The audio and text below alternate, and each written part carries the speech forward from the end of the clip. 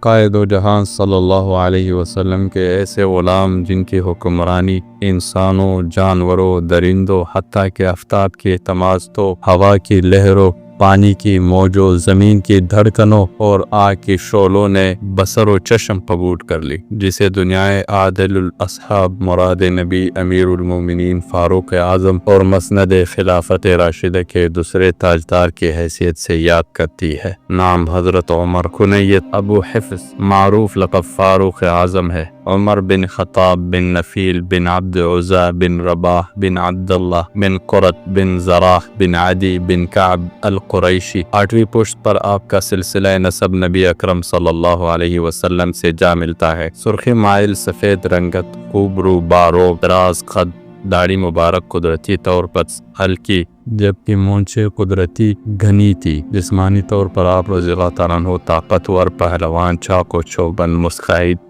اور انتہائی باہمت انسان تھے۔ انسان کے کردار و عمل میں خاندانی اوصاف کو بہت اہمیت حاصل ہے۔ آپ رضی اللہ عنہ کے خاندان میں بطور خاص 4 چیزیں بہت معروف تھی۔ نصاب یعنی علم الانصاب کے ماہر تھے۔ آپ کے والد اس پن میں ید طولہ رکھتے تھے، اس لیے آپ رضی اللہ عنہ لوگوں کے اخلاقی حیثیتوں کو عام لوگوں کی نسبت زیادہ جانتے تھے۔ سفارت، یہ ملکی عہدہ آپ کے خاندان میں چلا آ رہا تھا۔ آپ رضی اللہ تعالیٰ عنہ نے بارہا سفارتی امور کے منتظم اعلیٰ کی حیثیت سے سفر فرمائے۔ خطابت، آپ فصیح و بلیغ، جامع اور معنی خیز گفتگو کرنے والے پرجوش خطیب تھے، بے مثل ادیب تھے۔ آپ کی باتوں میں حکمت و دانائی چھلکتی تھی۔ خداداد جسمانی طاقت کے باعث آپ کو پہلوانی میں ممتاز مقام حاصل تھا۔ آپ رضی اللہ عنہ بچپن ہی بے باک، نڈر، شجاع، دلیر اور حق گو تھے۔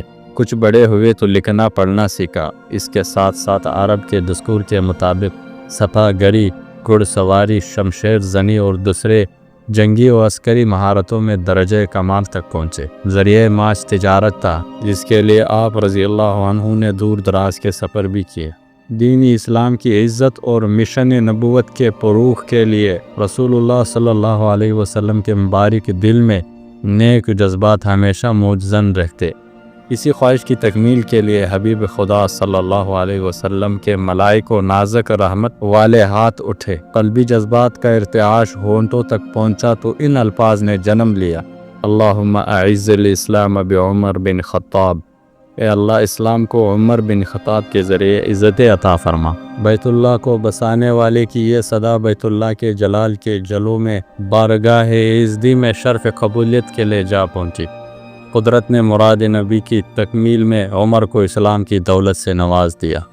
آپ 40ویں نمبر پر اسلام لائے۔ نبی علیہ الصلوۃ والسلام نے یہ دعا فرمائی: اے اللہ، عمر بن خطاب کے ذریعے اسلام کو عزت عطا فرما۔ سیدنا ابن عباس رضی اللہ تعالیٰ عنہ فرماتے ہیں کہ جب حضرت عمر رضی اللہ تعالیٰ عنہ ایمان لائے تو جبریل علیہ السلام نازل ہوئے اور عرض کی کہ یا رسول اللہ، عمر کے اسلام پر اہل آسمان یعنی فرشتوں نے بھی خوشی منائی۔ سیدنا ابن مسعود رضی اللہ عنہما نے روایت کی کہ سیدنا عمر رضی اللہ عنہ کی قبول اسلام ہمارے لیے ایک فتح تھی اور ان کی امارت ایک رحمت تھی۔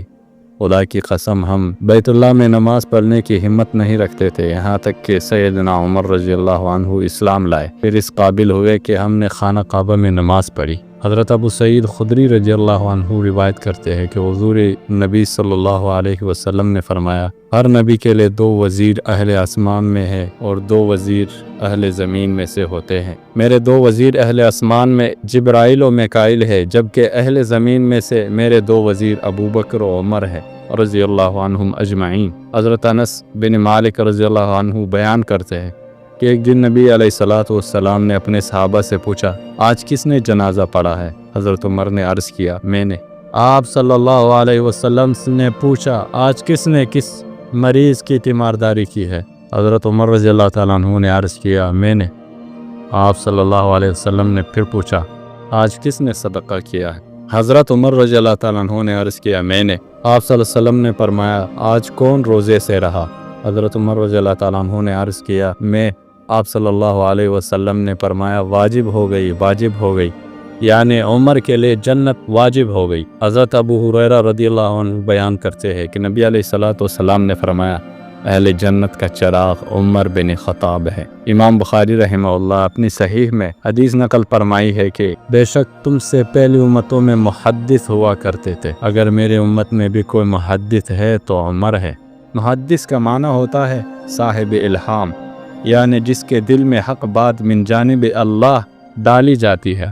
10 سال 6 ماہ 10 دن اس مختصر سی مدت میں جہاں پر اسلام کے دشمن اکٹھے ہو کر شمع اسلام کو گل کرنے کی تھانے بانے بن رہے تھے، وہاں پر ان اسلام دشمن لوگوں کے لیے سیدنا عمر فاروق رضی اللہ عنہ دعائے نبوی کے تاثیر بن کر اسلام کی عزت میں مزید اضافہ فرما رہے تھے۔ آپ کی حکمت عملی، مومنانہ فراست، انتظامی صلاحیت، عدل و انصاف، رعایا پروری، خدا ترسی اور عدیم المثال طرز حکومت کے باعث 22,51,030 مربع میل زمین پر اسلامی خلافت کا پرچم لہراتا رہا۔ سیدنا عمر رضی اللہ تعالیٰ عنہ نے ہی خلیفہ اول سیدنا ابوبکر صدیق رضی اللہ عنہ کی توجہ جمع و ترتیب قرآن کی طرف کرائی۔ آپ کی توجہ کی بدولت قرآن کریم کو ترتیب سے جمع کیا گیا۔ مفتوحہ ممالک میں قرآن کریم کی تعلیم کے لیے مکاتب و مدارس قائم کیے، قاری صاحبان اور ائمہ مساجد کی تنخواہیں مقرر فرمائی۔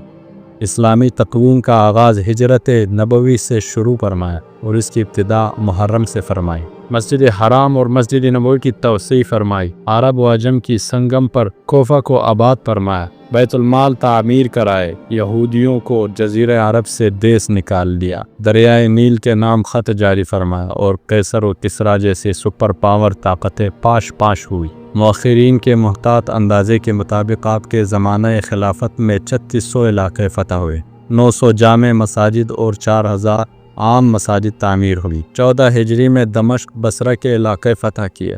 15 ہجری میں شرق اردن یرموک قادسیہ کے عظیم الشان معرکے ہوئے۔ 16 ہجری میں اہلواز مدائن اور ایران کی کئی علاقے فتح ہوئے۔ نیز اسی سال عراق کو اسلامی حکومت میں شامل کیا گیا۔ 16 ہجری کے اواخر میں انطاکیہ حلب کے فتوحات کے بغیر جنگ بیت المقدس قبضے میں آ گیا۔ 18 ہجری میں آپ نے نیشاپور الجزیرہ، 19 ہجری میں قیصاریہ، 20 ہجری میں مصر، 21 ہجری میں اسکندریہ اور نہاون کو فتح کیا۔ بحیثیت خلیفۃ المسلمین آپ رضی اللہ عنہ نے تمام مفتوحہ علاقوں کا دورہ کیا۔ ان علاقوں میں کھلی کچہریاں لگوائی، پوری انصاف کو یقینی بنایا، عوام الناس کی شکایت کو دور کرنے کے لیے احکامات جاری کیے، عوام کے دکھ درد اور مسائل کو سمجھنے کے لیے راتوں کو گلی محلوں کے گشت کیے، عوام کی حفاظت کے پیش نظر پہرے دیے، روٹی کپڑا اور مکان جیسے بنیادی ضرورتوں کو عوام کے دہلیز تک پہنچایا اور ضرورت مندوں کی ضروریات پورے کرنے کے لیے خود ان کی دروازوں تک پہنچے۔ رعایا پروری کے لیے رات اور دن کا آرام چھوڑ دیا۔ زمانہ قحط میں رعایا پروری کے ایسے مثال قائم کی کہ ان کو دکھ درد میں برابر کے شریک رہنے کے لیے اپنے فراد میں اس قدر سادگی اختیار کی کہ گھی اور زیتون کا استعمال تک چھوڑ دیا۔ برس ہا برس سے مالی وسائل کے وسعتوں کے باوجود آج کی ترقی یافتہ حکومتیں اسی طرز حکومت کی مثال پیش کرنے سے عاجز ہے۔ بس وہی ہے جو حضرت عمر نے نامساعد حالات میں قائم فرمائیں۔ آپ کی نافذ کردہ اصلاحات، طے کردہ قواعد و ضوابط، مقرر کردہ اصول ہائے جہان بانی آج کے حکمرانوں بالخصوص مسلم دنیا کے حکمرانوں کے لیے دعوت فکر ہے۔ اگر عدل و انصاف، رعایا پروری، معاشرتی تعمیر و ترقی، اخلاقی تہذیب و تمدن، معاشی استحکام اور قیام امن چاہتے ہیں تو ان کو خلافت فاروقی کے روشن قندیل سے رہنمائی لینی ہوگی۔ حضرت عمر رضی اللہ عنہ کا معمول تھا کہ رات کو گشت کرتے تھے۔ ایک دن نماز فجر کے بعد ایک گلی سے گزر رہے تھے، ایک بوڑھی عورت کو پریشان دیکھا۔ امیر المومنین حضرت عمر فاروق رضی اللہ عنہ نے ساتھ بیٹھنے کی اجازت طلب کی، بوڑھی عورت نے اجازت نہیں دی۔ پھر دوبارہ امیر المومنین حضرت عمر رضی اللہ عنہ نے اجازت طلب کی تو بوڑھی عورت نے اجازت دے دی۔ آپ نے اماں کو پریشانی کی وجہ پوچھی تو بوڑھی عورت نے کہا، خداوند کا انتقال ہو گیا ہے، اولاد اللہ نے دی نہیں، 3 دن سے بھوکی ہوں اور 25 دینار کا قرضہ ہے۔ مجھے عمر فاروق رضی اللہ عنہ سے بڑی شکایت ہے، اس نے میرا حال تک نہیں پوچھا۔ امیر المومنین حضرت عمر رضی اللہ تعالیٰ عنہ فرمانے لگے، اماں عمر کو کیسے پتا کہ تو اس حال میں ہے؟ بوڑھی عورت کہنے لگی، کیا کہا؟ عمر کو پتا نہیں؟ اسے اگر پتا نہیں تو حکومت اس کو دے دے جو پتا کر سکے۔ عمر رضی اللہ تعالیٰ عنہ اس بوڑھی عورت کی باتیں سن رہے تھے اور رو رہے تھے۔ بوڑھی عورت کہنے لگی، میں بوڑھی عورت ہے، میرا مرنے کا وقت قریب ہے، ایک بار مجھے جانے دو۔ میں قبر میں رسول اللہ صلی اللہ علیہ وسلم سے حضرت عمر فاروق کی شکایت کروں گی کہ وہ حکمران تھا لیکن میری خبر تک نہ لی۔ یہ بات سن کر جن کے سامنے قیصر و کسریٰ کے بادشاہ کامتے رہے، وہی حضرت عمر اس بوڑھی کمزور عورت کے سامنے کامنے لگے اور رو رہے تھے۔ فوراً عمر فاروق رضی اللہ عنہ گئے، کھانا لائے، بوڑھی عورت کو کھلایا اور 25 دینار بھی دیے اور فرمایا کہ عمر بہت کمزور ہے، اسے نہیں پتہ چلا کہ تو اس حال میں ہے، چل اب عمر کو معاف کر دے۔ اماں کہنے لگی میں نہیں معاف کرتی۔ عمر فاروق رضی اللہ تعالیٰ عنہ نے پھر فرمایا تو اماں نے کہا کہ مجھے اچھی ماں کا بیٹا لگتا ہے، چل اب میں عمر کو معاف کرتی ہوں صرف رب کی رضا کے لیے۔ امیر المومنین عمر فاروق رضی اللہ تعالیٰ عنہ نے فرمایا اماں یہ مجھے لکھ کر دے، تو اماں کہنے لگی مجھے لکھنا نہیں آتا، تم لکھو میں تصدیق کر دوں گی۔ امیر المومنین عمر فاروق رضی اللہ تعالیٰ عنہ یہ لکھ رہے تھے کہ حضرت علی رضی اللہ تعالیٰ عنہ حضرت عبداللہ ابن مسعود آ گئے اور فرمایا یا امیر المومنین آپ یہاں ہیں، ہم آپ کو ہر جگہ ڈھونڈ رہے ہیں۔ جب حضرت علی رضی اللہ تعالیٰ عنہ نے فرمایا تو بوڑھی عورت کے ہوش اڑ گئے کہ یہ امیر المومنین عمر فاروق ہے، میں کیا کر بیٹھی۔ حضرت عمر فاروق رضی اللہ تعالیٰ عنہ فرمانے لگے کہ اماں نہیں، اب تم اپنی بات پر قائم رہو اور مجھے لکھ کر دو، میں کمزور ہوں، حضور صلی اللہ علیہ وسلم کا سامنا نہیں کر سکتا۔ حضرت امیر المومنین رضی اللہ تعالیٰ عنہ نے لکھا اور بوڑھی عورت نے تصدیق کی اور حضرت علی نے فرمایا کہ بطور گواہ تم بھی دستخط کر لو۔ جب کاغذ لکھنے کے بعد حضرت علی رضی اللہ تعالیٰ عنہ کو دیا اور فرمایا کہ علی تم میرا دوست، میرا ہمراز، مجھے لگتا ہے کہ میں تم سے پہلے اس جہان پانی سے چلا جاؤں گا، تو یہ کاغذ میرے ساتھ دفن کر دینا۔ حضرت علی رضی اللہ تعالیٰ عنہ فرمانے لگے امیر المومنین اس سے کیا ہوگا؟ تو امیر المومنین عمر فاروق رضی اللہ تعالیٰ عنہ کہنے لگے کہ جب حضور صلی اللہ علیہ وسلم پوچھیں گے کہ تو حکمران تھا تو کیا کر کے آیا ہے، تو میں عرض کروں گا یا رسول اللہ صلی اللہ علیہ وسلم ایک بوڑھی اماں ناراض تھی، اسے بھی منع کرایا۔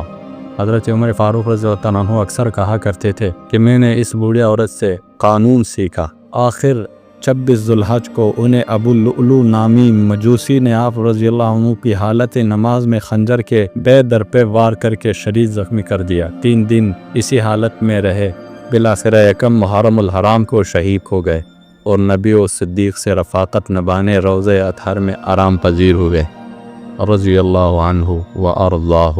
دوستو یہ کہانی کیسی لگی کمنٹس میں اپنے رائے کا اظہار ضرور کیجیے گا، ہمارے چینل کو سبسکرائب کر دیجیے گا۔ ویڈیو دیکھنے کا بہت بہت شکریہ۔ جزاکم اللہ خیرا کثیرا، والسلام علیکم ورحمۃ اللہ وبرکاتہ۔